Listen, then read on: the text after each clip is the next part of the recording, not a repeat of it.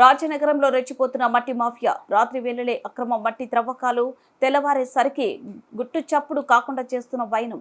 పుష్కలంగా సంబంధిత అధికారులు అండదండలు. తూర్పు గోదావరి జిల్లా రాజనగరం నియోజకవర్గంలోని రాజనగరం ప్రధాన గ్రామానికి ఆనుకొని కోరుకొండ వెళ్లే రోడ్డుకి ఉత్తర భాగాన ఉన్న రాజు చెరువు, వెంకన్న చెరువులో రాత్రి నుండి అక్రమ మట్టి తోలకాలు మొదలు పెట్టినట్లు పలువురు ఆరోపిస్తున్నారు.